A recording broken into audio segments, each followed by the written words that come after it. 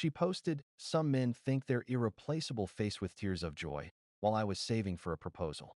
I canceled the ring, flew to Japan solo, and a year later, I'm still grateful she showed me who she really was. I'm a 31M, and until very recently, I thought I was on the verge of proposing to the woman I'd spend the rest of my life with. Her name's Laura, 29F. We've been together for almost 4 years. Met through mutual friends at a trivia night. She crushed the pop culture round. I carried the history section, and by the end of the night, we were already exchanging numbers. She had this energy about her, funny, lively, quick with comebacks. The first year with her was intoxicating. We did road trips, late-night takeout runs, binge-watched every true crime series on Netflix. She made even mundane errands fun, dragging me into Target for just one thing, and somehow leaving with 2 carts worth of candles and throw blankets. I laughed about it then. But over time, I started noticing things. Small things. Laura has always been performative. Not in a fake way exactly, but everything seemed calibrated for an audience. She couldn't just cook dinner. She had to take aesthetic photos for Instagram. She couldn't just enjoy a concert. She had to film half of it for her stories. At first, I figured, that's just the world now. Everyone documents their lives. But with Laura, it became clear she valued how things looked online almost as much as how they felt in reality.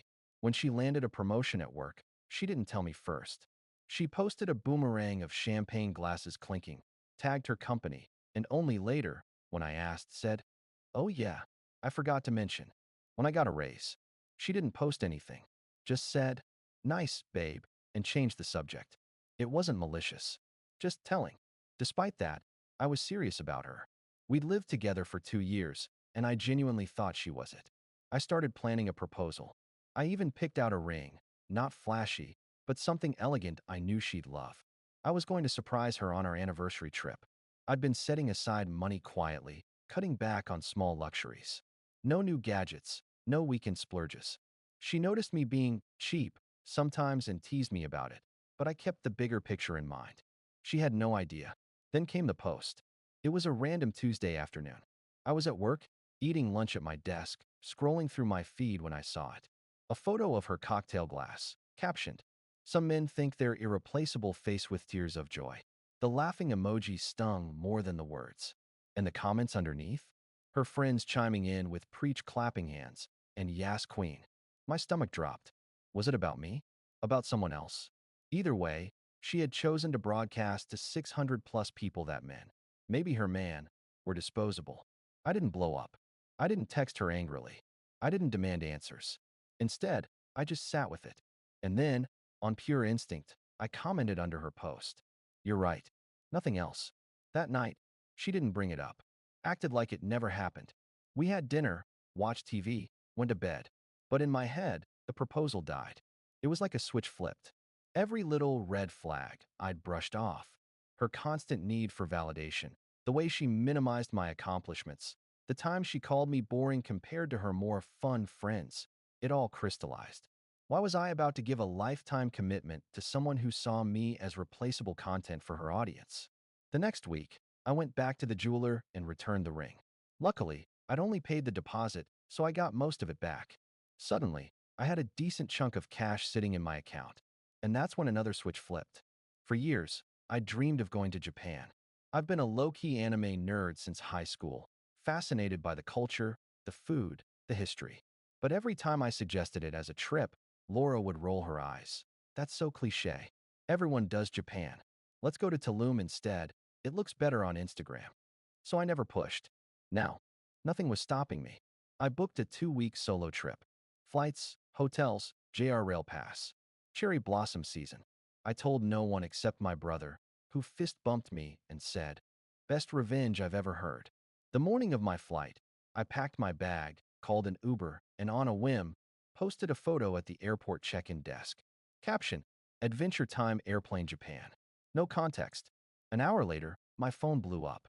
Her friends, the same ones who had commented "Yas Queen" on her post, were DMing me. "Why is Laura crying on her story? Did something happen between you two?" She just posted a black screen with the caption, "I messed up. What's going on?" I didn't reply, just boarded my flight, ordered a whiskey, and watched the runway shrink beneath me. It wasn't anger that filled me. It wasn't triumph. It was clarity. For years, I'd been living like an extra in her performance. Now, for the first time in a long time, I was the main character of my own life. And it felt damn good. Landing in Tokyo felt like stepping onto another planet. The air, the order, the signs flashing in kanji, everything hit me at once. My hotel was a small business place near Shinjuku Station, nothing glamorous, but I didn't care. For the first time in years, every choice was mine alone. That first night, I walked through the neon chaos of Kabukicho, ate ramen at a tiny shop with 10 seats, and let the steam fog up my glasses. I didn't take a single photo for social media. I just ate. I lived it. It was liberating in a way I hadn't anticipated. Of course, my phone wouldn't leave me alone. By day 2, I had over a dozen missed calls from Laura.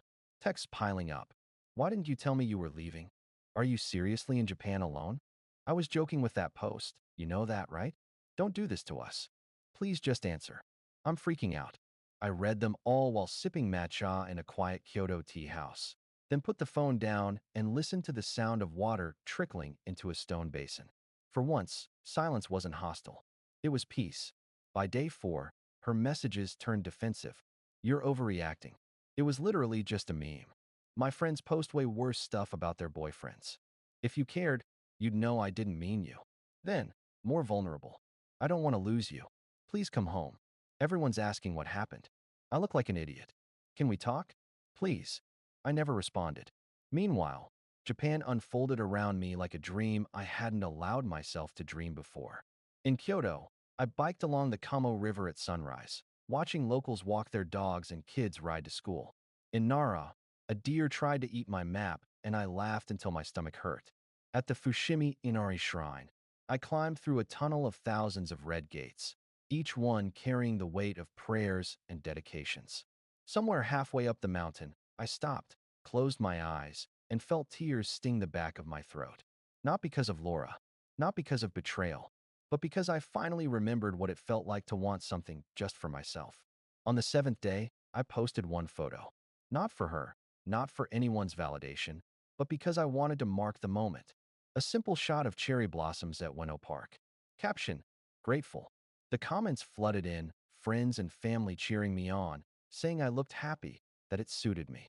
And buried in the likes, I noticed Laura's username. No comment, just a quiet acknowledgement. By the second week, her messages had slowed. From frantic paragraphs to one-liners. I miss you. Please just call me. We can fix this. The desperation between the lines was palpable. But every time I read them, I thought of that cocktail glass caption. Some men think they're irreplaceable faced with tears of joy. And I thought, she didn't see me. She never did. One night in Osaka, sitting in a crowded izakaya, I struck up a conversation with two locals who spoke decent English. We clinked beers, shared yakitori skewers, laughed at cultural misunderstandings. At one point, one of them asked, "Do you travel alone often?" I hesitated, then said, "First time, but not the last." And it hit me. I wasn't just running away from something. I was running toward something. Toward independence. Toward a life where I didn't need someone else's approval to feel valid. When the trip ended, I wasn't eager or dreading going home.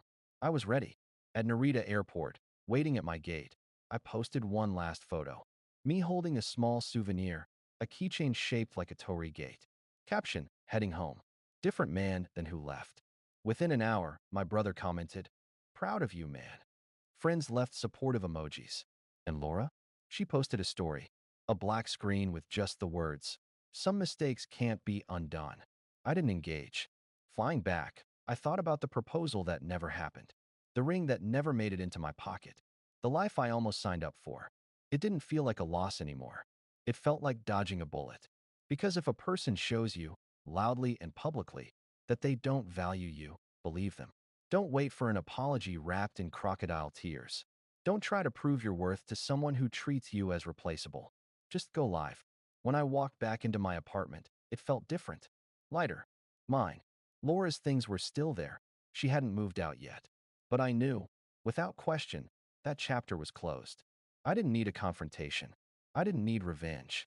My silence, my absence, my choice to live fully without her. That was louder than any argument could ever be. Update 1. But it's been a little over 3 months since I came back from Japan. A lot has happened, and people keep asking me for an update, so here it goes. When I landed back home, Laura was still technically in my apartment. She had a drawer full of clothes, toiletries in the bathroom, and a blanket she insisted on keeping on the couch. But she hadn't been there much while I was gone, and the moment she realized I was serious, that there would be no proposal, no talk-it-out dinner, no second chances, she moved her things out within 2 weeks. The actual breakup conversation wasn't explosive. It was quiet. She came over one evening while I was unpacking the last of my luggage. She stood in the doorway holding a box, eyes rimmed red, and asked, "Are we really done?" I looked at her and said, simply, "Yes." She didn't yell. She didn't argue. She just nodded, like she had finally run out of words. Then she gathered her things, one drawer at a time, and left without looking back. For a while after that, there was radio silence. I blocked her on social media, but not on SMS. Part of me wanted to see if she'd try to spin it differently. Sure enough, a few weeks later, she sent a text. I didn't mean what I posted. It was supposed to be a joke. We had a good thing, and I ruined it. I know that now. I stared at it for a long time before deleting it. No reply. Not because I was angry anymore, but because there was nothing left to say. What surprised me most in those first weeks wasn't grief, it was relief. I expected to miss her, to feel lonely, to crave her voice on the phone, to wonder what she was doing. But instead, I found myself enjoying the quiet, cooking what I wanted for dinner, going for runs without needing to text where I was, planning weekend hikes, or just staying in with a book. I realized how much of my life had been wrapped around managing her moods, her little digs, her constant need to be amused or validated. When that weight lifted, I felt like I could finally breathe. Of course, people talk. Mutual friends reached out, some cautiously, some curious. A couple admitted they'd always thought her social media habits were a bit much, but didn't want to interfere. One friend actually apologized for laughing along with her at brunch when she made jokes at my expense. That stung a little, realizing how normalized it had become for others to treat me as her punchline. But it also confirmed I'd made the right decision. Because a proposal isn't just about two people. It's about building a life where you have each other's backs. And she showed me, in front of the whole internet, that she was never on my side. Meanwhile, Japan hasn't left me. I printed some of my favorite photos, the torii gates at Fushimi Inari, the deer in Nara, the ramen shop with steam fogging the windows, and framed them around my apartment. Not as souvenirs of heartbreak, but as reminders of what happens when you choose yourself. I even started learning Japanese. Slowly, clumsily, but with a kind of joy I didn't expect. My evenings now involve language apps, YouTube cooking tutorials, and sketching out a plan for when I'll go back. Because I will go back. As for Laura, from what I've heard through the grapevine, she's been struggling. A mutual acquaintance told me she tried to rebound with someone from her gym, but it fizzled after a few weeks. Another said she's been quieter online, posting less of her sassy content. Apparently, her own friends teased her about me going to Japan instead of proposing, and she broke down crying in front of them at a bar. I don't take joy in that. I don't want her to suffer, but I do hope it forced her to reflect. Because here's the truth, I wasn't perfect. No one is. But I loved her. I wanted to build something real with her. And she chose validation from strangers over the trust of the one person who had her back. That's not something you can patch up with "I was joking." The ring money? Every yen of it went into memories I'll keep forever. And what was left over, I put into a savings account labeled "Next Trip." I used to think an engagement ring was the most significant investment I'd make for a relationship. Now I realize the most important investment is in yourself, in your growth, your peace, your experiences. Some nights, I still think about what would have happened if I hadn't seen that post. If I'd gone through with the proposal. If she'd said yes with that same smile she wore when she typed. Some men think they're irreplaceable face with tears of joy. It sends a chill down my spine. Because it means I'd still be blind.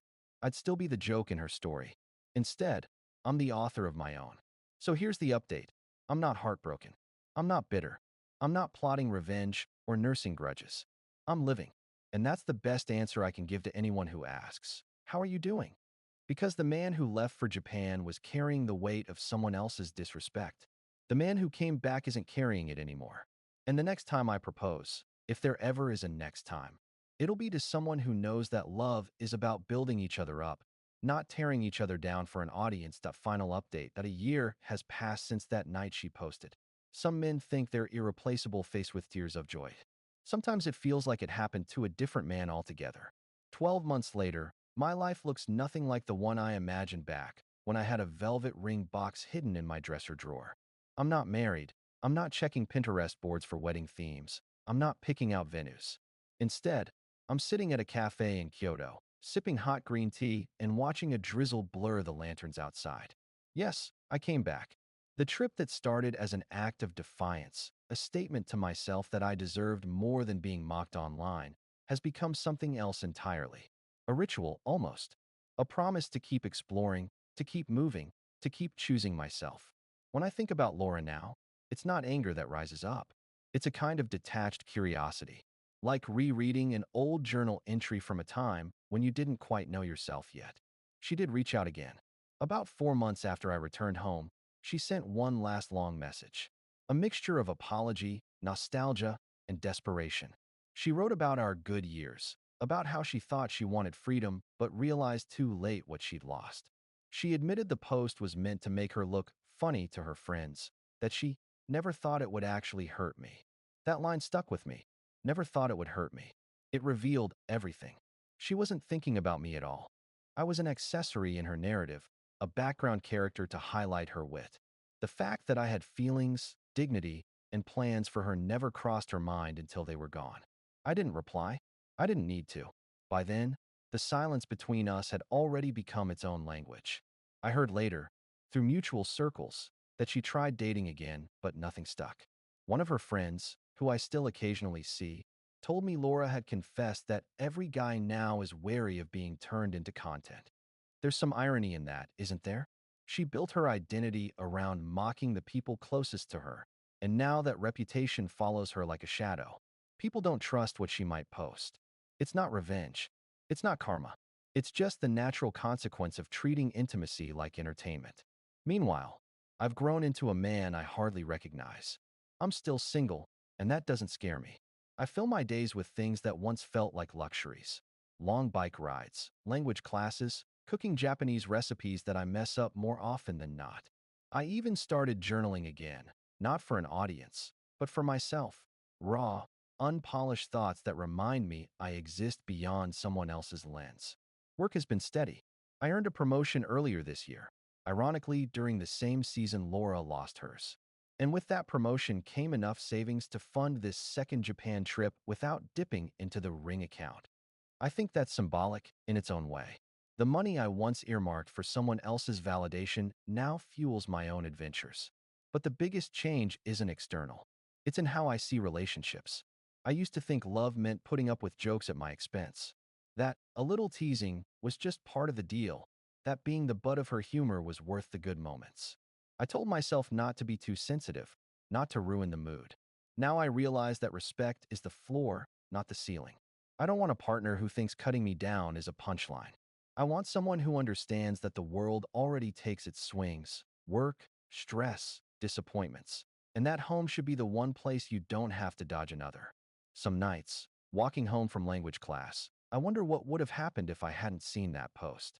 If I had gone through with the proposal, if I had given her the ring, if she had smiled for photos while secretly drafting captions mocking me.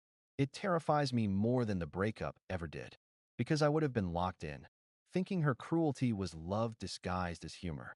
I would have spent years explaining away the disrespect. Instead, the truth came early. Painful, but clean. At this point, I don't hate her. I don't even wish her ill. If anything, I hope she's learned to separate her sense of validation from the laughter of strangers. But I don't owe her my forgiveness. Forgiveness is about moving forward, and I've already done that without her. Yesterday, at Fushimi Inari, I left a small wooden plaque, and Emma, at the shrine. You're supposed to write a wish or a prayer. Mine was simple, to keep choosing myself, to meet someone who chooses me too. I don't know when that second part will happen. Maybe soon, maybe never. But either way, I'm okay. Because I know now that my worth isn't measured by whether someone sees me as irreplaceable. It's measured by the life I build when I refuse to be replaced in my own story. As the plane takes me home again, I scroll through my camera roll. Not a single photo is for Laura or for anyone's approval. They're mine, small reminders of freedom, of lessons learned, of who I became when I stopped trying to prove myself to someone who laughed at me behind my back. And when people ask, do you regret not proposing? I have the simplest answer in the world. No, because the ring I didn't buy built me a life I actually want to live.